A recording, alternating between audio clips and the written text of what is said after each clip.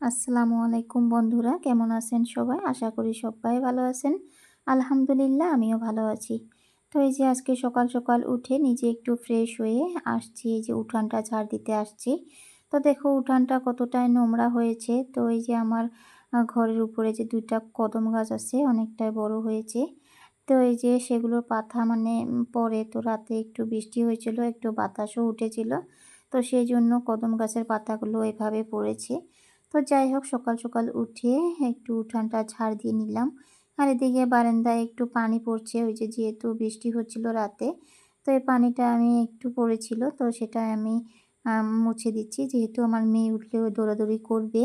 তো সেজন্য তো এই যে মেয়ে আর বাবা চলে গেল স্কুলে, আর এই যে এদিকে আমি চা আর চিড়া খাবো।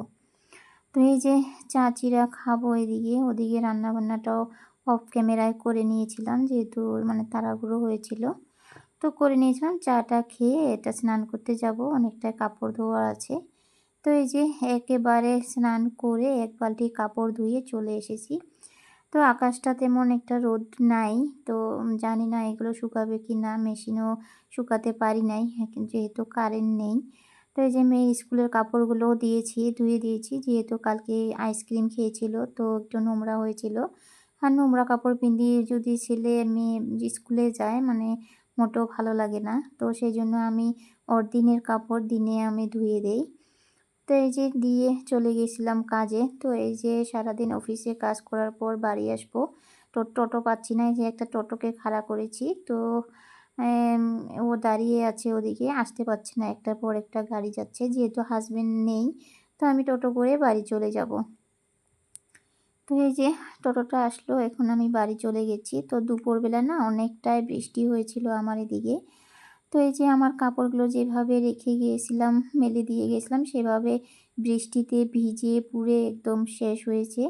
তো বৃষ্টিতে ভিজেছে, আবার একটু রোদ উঠেছিল, তো একটু শুকিয়ে গেছে। তো এই যে আসলাম, যেহেতু কেউ নাই তোলার মতো, তো এভাবে থাকে।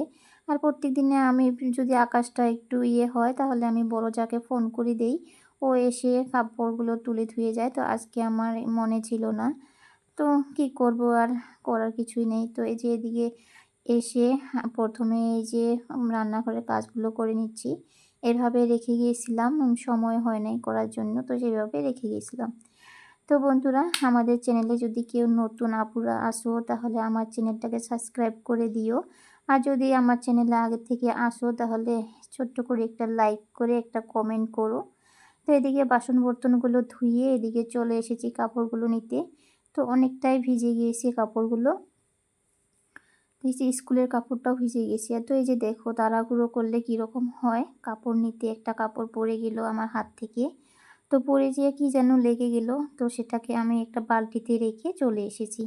অনেকটা কাপড় ভিজা আছে, তো ওই যে বালতিতে রেখে চলে এসেছি। তো সেটাকে আগে ধুয়ে নিয়ে আসবো। যেদিনকে একটু তাড়াহুড়ো করি না, ওদিনকে আরও কাজ বেড়ে যায়। তো কি করব, আর কিছু করার নেই। তো ওই যে ওদিকে ধুয়ে চলে আসলাম। এই যে ধুয়ে চলে আসলাম। তো এই যে যেহেতু মেয়ের কাপড়গুলো ছোট, ছোট হয় জামাগুলো, তো সেগুলো আমি এভাবে রেখে দেই ফ্যানের নিচে একটু শুকিয়ে যায়। তো জানি না স্কুলে ইউনিফর্মটা শুকাবে কি না, কালকে আবার এই ড্রেসটা পরে যেতে হবে। তো দেখি চেষ্টা করব মানে শুকানোর জন্য। রাতে ফ্যানের নিচে দিয়ে দিলাম, এই যে সারারাত এখানে থাকবে। মনে হয় শুকে যাবে। তো এই যে দিয়ে আমার বড় জা ফোন করেছিল যে, "তুই বাড়িতে এসেছিস?" আমি বললাম, "হ্যাঁ, আমি একটু সকালে এসেছি।" তো মেয়ে এখনো আসে নাই। বাবাকে ফোন করেছি। বাবা বলল যে, "মেয়ে আ এখন ঘুমিয়ে আছে।" তো সেজন্য আমি চলে এসেছি। তো ওর বাবা যখন আসবে ওকে নিয়ে আসবে। তো তাই বড় জা বলেছে, "তুই একা, একা বাড়িতে কি করছিস? আমার এদিকে আয়। আমরা সবাই আছি এদিকে, গল্প করছি, তুইও আয়।" তো এই যে আমি ঘরটা লক করে চলে গেলাম আমার বড় জার বাড়িতে। চলে গেলাম। একটুখানি গিয়ে আমরা বাড়ি পাবো। তো এই যে বাড়িটা পেয়ে গেলাম। এদিকে দেখো, এই যে সবাই গল্প করছে। এই যে আমার বড় জা, এই যে এটা ছোট জার মেয়ে, এটা বড় জার ছেলে। তো এই যে এরা কি খাচ্ছে, এগুলো দোকান থেকে এনেছে। তো এরা খাচ্ছে, গল্প করছে, আর দিদি ওদিকে চা বানিয়েছে। তো এই যে সন্ধ্যাবেলার চাটা আমরা ওদিকে খেয়েছি। তো এই যে আজকের ব্লগটা এখান থেকে শেষ করেছি। আল্লাহ হাফিজ।